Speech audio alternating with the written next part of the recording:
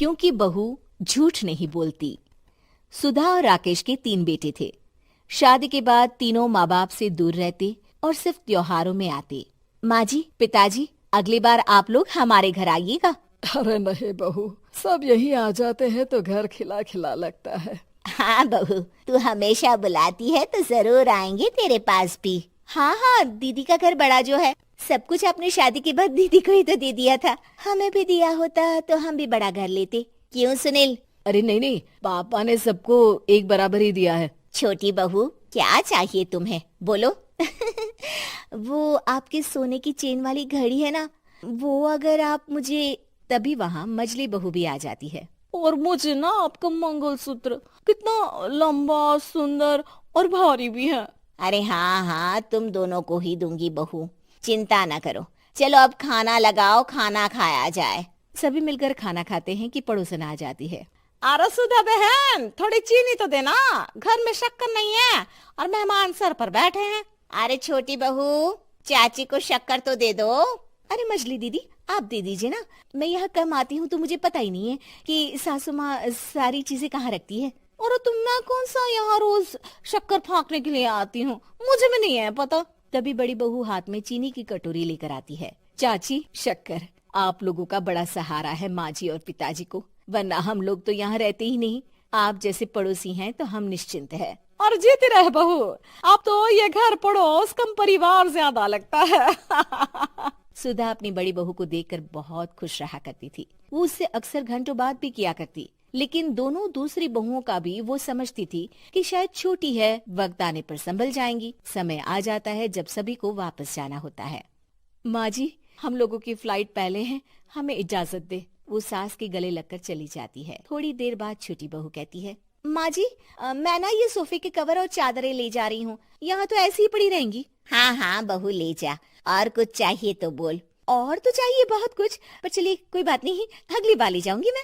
ऐसे ही मंजली बहू भी घर का बहुत सारा सामान ले जाती है। सभी के जाने के बाद सुधा राकेश से कहती है, घर कितना सूना लग रहा है ना। हाँ, और खाली भी। तुम्हारी दोनों बहुएं सब बटोर गई। अरे ठीक है ना, हम दोनों ही तो हैं, कितना सामान लगेगा। फिर उन लोगों की नई गृहस्थी, इतना मत सोचा करे। समय बीतता है। ऐसे ही हर साल त्योहारों में सुधा और राकेश के बच्चों की बहू आते और जाते वक्त ढेर सारा सामान पैक कर कर ले जाती। लेकिन कुछ ही सालों में सुधा का देहांत हो जाता है। पिताजी, आप यहाँ अकेले क्या करेंगे, हम लोगों के साथ चलिए। अरे नहीं नहीं बहू, इस घर में सुधा की यादें हैं, मैं उसे नहीं छोड़ सकता हूँ। अब तुम लोगों की माँ नहीं रही।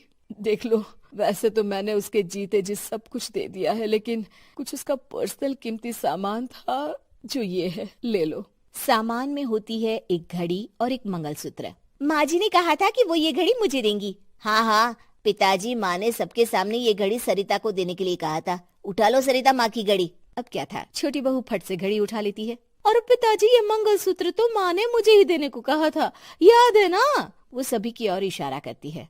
तू भी ले ले ये हार बेटा, कोई बात नहीं। मंजली फटाक से हार उठा लेती है। ससुर बड़ी बहू की तरफ देखते हैं। तुझे क्या दूं बेटा? पिताजी, माँ ने एक चीज मेरे लिए भी रखी है। सभी के कान खड़े हो जाते हैं कि आखिर सास ने क्या रखा होगा बड़ी के लिए। अरे माँ जी तो दीदी से प्यार भी ज्यादा ही करती थी, हमेशा उनसे बात किया करती। जरूर कोई बड़ी और अपनी प्रिय चीज दी होगी दीदी को। और देख लेते हैं ना, वरना तो हम भी बराबर का बंटवारा करेंगे। हाँ हाँ, कर लेना बंटवारा। लेकिन बड़ी बहू बताओ तो, सुधा ने क्या रखा है तुम्हारे लिए? अभी तो हम लोग यही हैं पापा जी, जब जाने लगेंगे तो बता दूंगी। बड़ी बहू के मुंह से ये बात सुनकर बाकी दो बहुएं सोचने लगती हैं कि आखिर क्या है जो दीदी को सासू माँ देकर गई हैं। दीदी, ऐसा तो नहीं ना कि पूरे घर का आधा हिस्सा माँ बड़ी भाभी को देकर गई हो। तभी वहाँ ससुर आ जाते हैं। नहीं नहीं, ऐसा कुछ नहीं है। मकान तो तुम तीनों का बराबर से है। देखो, बड़ी बहू से तुम्हारी सास ज्यादा जुड़ी थी, न जाने क्यों घंटों बात किया करती थी। पता नहीं क्या देकर गई है उसे। और ससुर जी, आपको क्या पता, चालाकी से पूरे घर के पेपर में साइन करवा लिए हो, या फिर कोई छुपा गहना। आखिर मकान पूरा तो आपने सासू माँ के नाम ही कर रखा था ना। अब घर में ये सस्पेंस बन जाता है कि आखिर बड़ी बहू क्या लेकर जाएगी। फिर वो दिन भी आ जाता है जब बड़ी बहू के जाने का समय हो जाता है। बेटा, परसों तुम चली जाओगी, बताया नहीं, माँ ने तुम्हें क्या दिया?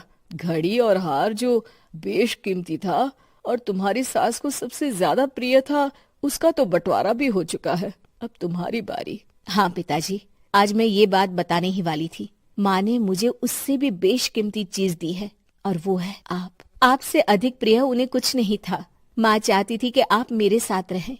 चलिए पिताजी। बेटा, मेरे पास तो कोई पेंशन भी नहीं है और ना ही कोई प्रॉपर्टी।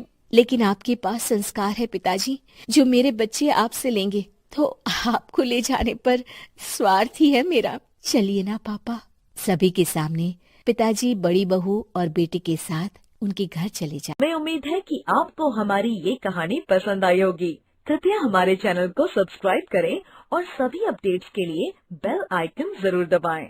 और हाँ, वीडियो लाइक और शेयर करना मत भूलिएगा। Bye bye.